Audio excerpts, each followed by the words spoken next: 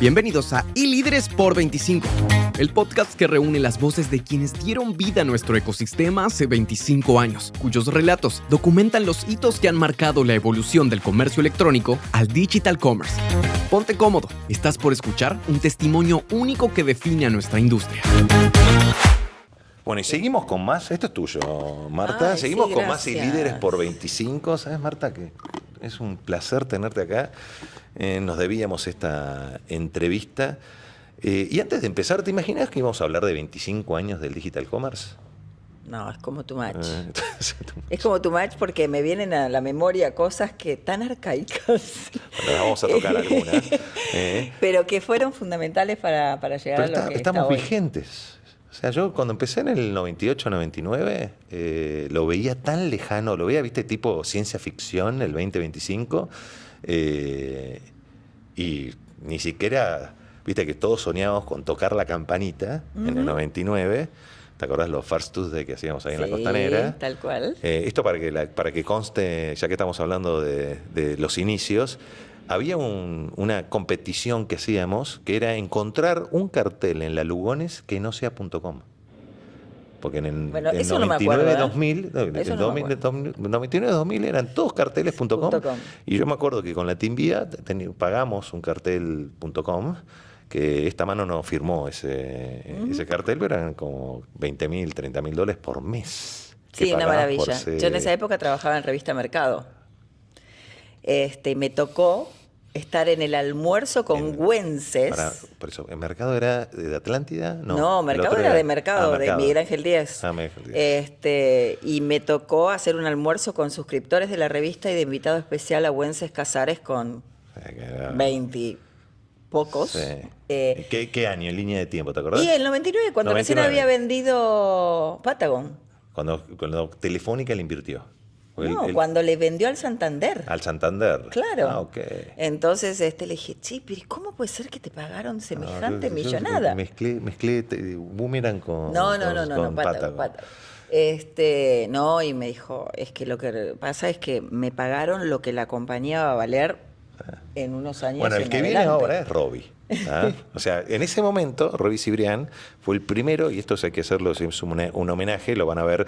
Vean la entrevista para Líderes por 25 que está en este canal. Si nos están viendo es porque están en YouTube, y si nos están escuchando porque están en Spotify, véanla. Robbie fue el fundador del sitio, y el sitio fue la primera empresa de tecnología basada en Internet que cotizó en el Nasdaq. Exacto. En la historia Exacto. de América Latina, ¿no? O sea, y uno se olvida de esos orígenes.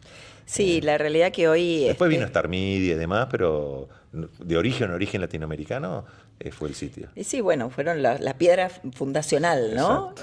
Como decía Güences decía algo que yo siempre lo repito: gracias al 99 y al 2000, el boom de las .com, se crearon las tuberías, sobre lo que se construyó después el ecosistema que vino.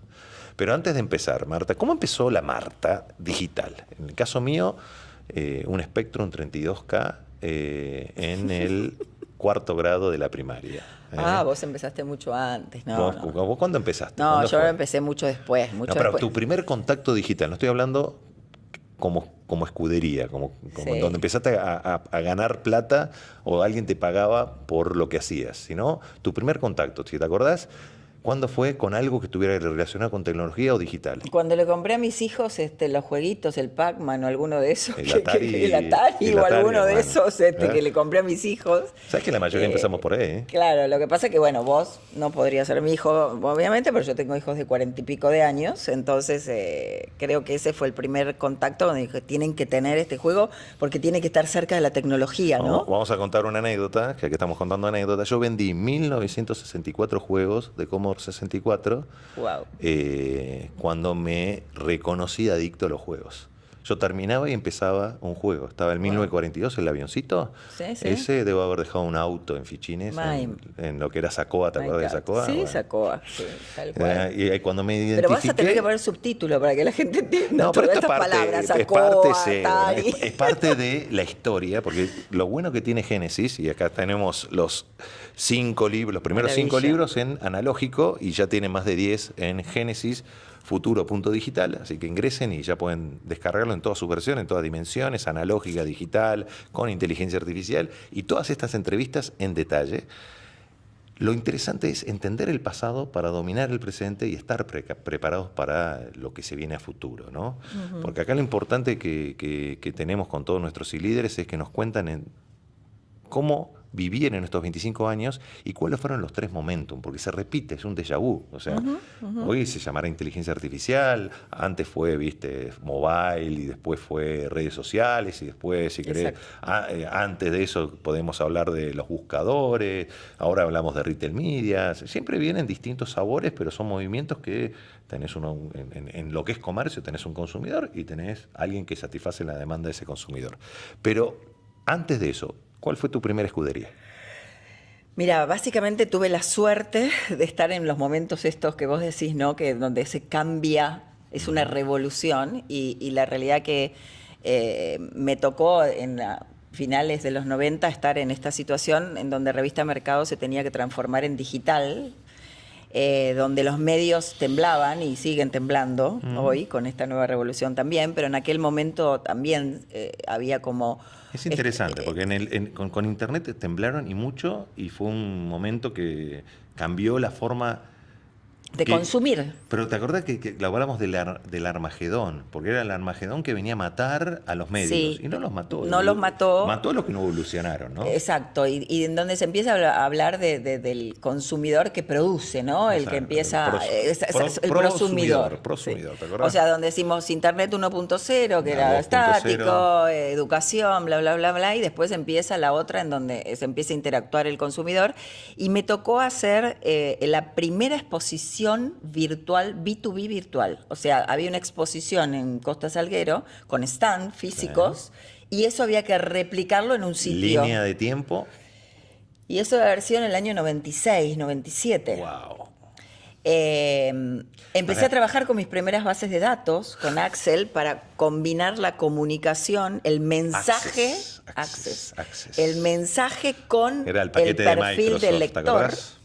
Entonces, ahí fue el primer quiebre para mí. ¿Por qué? Porque tenía un chiquito de 22, 23 años, que era el de tecnología, ¿no? El que hacía todo en la revista de tecnología, en donde teníamos una persona que venía a bajar los mails, un estudiante universitario que bajaba los mails en un disquete y lo distribuía en los escritorios. ¿De qué tamaño el disquete? No, el blandito. El blandito, 5 1/4. Sí, 5 1/4. No, 3,5. 3,5 ya era más. 3,5. Entonces él bajaba los emails, los distribuía entre todos, los contestábamos, los copiábamos y él iba y después al otro día venía y los mandaba.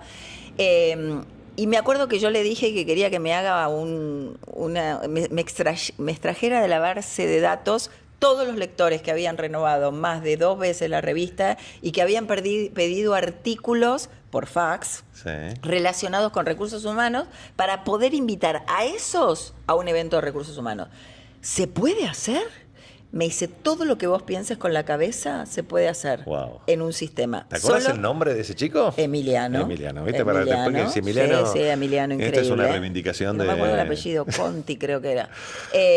Entonces me dijo, todo es cuestión de plata y tiempo, nada más. Lo vas a poder hacer todo. Entonces yo nunca programé, nunca tuve, digamos, esta relación con la tecnología desde el hacer. Sí, ¿no? El binario booleano, ¿no? Pero siempre...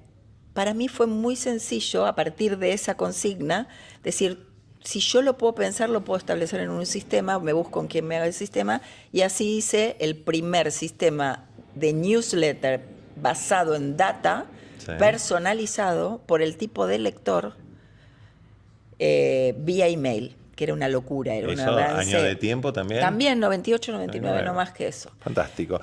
Bueno, ahora, Marta, me tenés que contar. Tenés que elegir 3 momentos en estos 25 años y los vamos a poner más relacionados al marketing, si querés, y a los datos. Ten en cuenta que tengo que terminar ya tengo 10 libros escritos. Ajá. Y los que me faltan son emprendedurismo. Y me falta el de inteligencia artificial. Entonces creo que en esos 2 podemos, si querés, flywheel por el desarrollo de ecosistemas. Sí. Entonces, pero no te quiero coaccionar, vos solas podés elegir los temas que querés tocar, pero si vamos por eso, mejor todavía. Okay. Para que provocarte, ¿no? ¿Cuáles fueron vos, en esas áreas, cuáles fueron los momentos que vos decís, mira, acá el ingreso de los Venture Capital, el Capital Ángel, el concepto de Capital Ángel, que para mí fue disruptivo, porque fue el 99 empezó a traer ese concepto, pero gracias a eso hubo mucha innovación que floreció, y no nos olvidemos que muchas empresas que hoy cotizan en la bolsa y están en el top 10 de tecnología mundial, nacieron en esa época, ¿no? ¿Sí? 25 en adelante. ¿Sí? Entonces, ¿cuáles son para vos esos 3 momentos? Mira, el momento, estuvimos hablando, ¿no? De los .com de los años 2000, las compañías que nacieron en esos momentos, que bueno, lo tenemos a Mercado Libre, obviamente, ahí como el gran... Mercado Libre. Sí. Naven, si querés. Sí, un montón que fueron, digamos, Vitex. el Vitex, que tenemos como, fue el trampolín para el resto. Yo empecé como inversor ángel estando antes de los 2000. De hecho, empecé a tratar de entender qué era eso, pero recién fue realmente cuando puse skin on the game, o sea, puse plata. Así, ¿Te acuerdas de Latin Gate? Sí, De claro, Latin Gate. obvio, sí, me acuerdo. Omar Vighetti. Después me habían los aceleradoras, ¿te acuerdas de las bueno, aceleradoras? el tema es que, pero las aceleradoras empezaron, yo te diría, con Después, nosotros sí, casi, por eso. ¿no? Entonces yo estoy un había poquito ese concepto antes. de incubación, Sí, no eran ni aceleradoras ni que estaba, ¿te acordás? Pero eso fue en el 2009, 2008, 2009, 2010. Me quiero acordar el nombre, que te daban la tecnología, te incubaban conceptualmente, ya me tengo que acordar los nombres, pero que tenía ese concepto, que empezaron a ver, ¿te acordás el sitio Por Salir? Que tenías que tenían varios proyectos y estaban todos hosteados en el mismo lugar, o sea, desarrollados por la misma Bueno, eso compañía. era más company builder, Sí. ¿no? Eso era más company builder. Yo te diría que cronológicamente, si queremos hacerlo a nivel cronológico, a partir, digamos, del año 2006, 2007, 2008, empieza, como en Argentina sobre todo, como país más central, a moverse esto del ecosistema. Con los First Tuesday y todo Sí. esto es donde se empezaban a encontrar profesionales de este mundo de lo digital. Nos parecían muchos, pero no éramos No éramos tantos. tantos, Sí. y nos Era encontramos tribu, ahí, bien de tribu. bien de tribu, y muy leales, ¿no? Sí, Muy sí, leales, sí, muy sí, de sí. compartir y demás. Muy Y te colaborativo, diría ¿no? muy Sí. colaborativo. Y ahí es donde empieza lo que es Palermo Valley, Sí, vino después eso. donde empiezan a encontrarse. Y esto, ¿te acordás que tuvimos una época que fue como el del oscurantismo? Hay un libro, si te fijas, es del boom de las .com al oscurantismo. Porque tuvimos una época de oscurantismo que fue del 2001 hasta el 2003-2004, Sí. que hablar de Internet era como que... No, bueno, teníamos que decir, esto fue puro bluff, ¿no? Sí, La sí, burbuja, sí. lo Sí, que sí, se hablaba sí. era de la burbuja de Internet, que luego cuando resurge la burbuja de Internet, después del 2014, 2015 y sobre todo, bueno, el 2020 y 2021, donde las valuaciones se fueron a los techos y vino mucha inversión extranjera, había que explicar la diferencia entre la burbuja de los años 2000 y esta burbuja, que eran cosas diferentes, ¿no? Donde acá había, en esta nueva burbuja, las compañías estaban resolviendo problemas reales Sí, sí, sí. a través de la tecnología y que había que ser habido una rentable, transformación, ¿no? y había que ser rentable. Porque en ese momento era crecimiento. Captemos clientes, exacto. Ojo, y en el 99 también te Sí, decían sí. crecimiento, no había modelo de negocio. No nos olvidemos que Google nace sin modelo, Sin modelo de negocio. Y eran orgullosos diciendo que no tenía Exacto. modelo de negocio. Y no es así y tanto. compraron, por eso, y compraron la empresa que les dio el modelo de negocio, porque sí. ellos ni siquiera la crearon. No, es que ni siquiera, no hace tanto que Sí, tiene sí, que sí. ser, el inversor dice tiene que ser rentable. No, O esta sea, es la nueva era. Esta es la nueva era. Pero Entonces, el primer momento lo primer pondrías en el momento, .com, ¿no? Exacto. Pero el .com como el ingreso de un capital, si querés, de riesgo hacia algo disruptivo que venía basado en Internet. Y eran todos inversores extranjeros. Exacto. No había nada de Venture Capital en Argentina. Yo recuerdo cuando Sí, asumo eso es como cierto. presidenta de ARCAP que quisimos generar data, porque si vos no generas data de lo que pasa en el sector, parece que no existe. La realidad que nos costaba, porque había mucho de private equity, pero de venture capital no había nada de información. Entonces, el primer momento, digamos, fue ese, digamos, cuando nosotros nacimos en el año 2008, 2009, en donde era una suerte de incubadora. Empezamos con una suerte de incubadora porque ni siquiera teníamos entidad dentro de la misma agencia de marketing digital. Palermo Valley se llamó Palermo Valley porque nos engañaron a todos como unos críos. Estaba el Ministerio de Ciencia y Tecnología, en las bodegas Giol. Que se estaba por construir que todavía. Se estaba por construir todavía, pero en esa zona se iba a ser el distrito tecnológico. Exacto. Entonces todos los que nos íbamos ahí íbamos a tener una exención impositiva, etcétera, pero etcétera. Después el distrito tecnológico pasó en Barracas. En zona sur. En zona sur. Entonces, ojo, y terminó funcionando, para mí espectacular, pero todos los que no... Te puedes llevar la gente de Palermo, porque se quedó... Esa zona se reconvirtió de una manera espectacular. Palermo Soho, Palermo... Toda la zona de Palermo, por te acordás lo que era. Pero bueno, yo estaba en Malavia, entre Costa Rica y Honduras, imagínate, el corazón de Palermo. Yo estaba Costa Rica y Humboldt. Bueno, estábamos ahí nomás. Pero te acordás lo que era ir por Juan B. Justo hace 15 años atrás, ¿no? O sea, olvídate, 20 años atrás te iba a decir. Sí.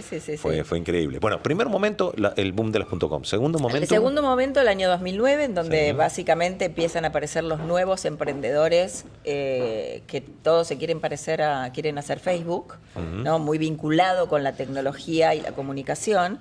Entonces ahí el nosotros... clásico Sónico, ¿te acordás? Bueno, Sónico con Orkut. Nuestro querido Rodrigo. Sí.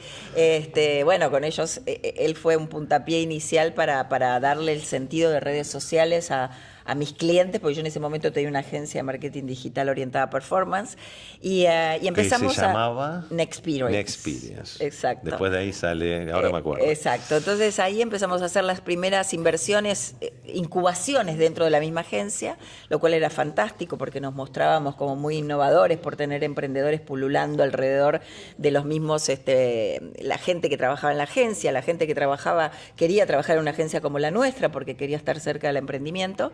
Y ahí empezamos con todo lo que era Web Enabler. Después pasamos, en el 2010, a partir de 2009, 2010, 2011, pasamos no, todo tiene que ser mobile. Sí, ahora todo es mobile. Que mobile first. Y era... primero era responsive, full responsive, claro, y después WPA. Sí.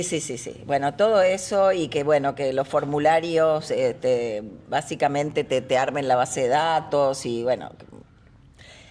Hoy lo pienso y siento que en aquel momento me sentía lo súper innovador y hoy lo sentí como que es súper arcaico. Pero bueno, fue fantástico. Nos adaptamos, porque tardó, si querés, 10 años, un poquito más, pero nos adaptamos. Y llegamos al tercer momento. Al tercer momento donde ya hay incubadoras, está Guaira, todos quisimos imitar a Y Combinator y Techstars, que son de Boulder, Colorado y de San Francisco.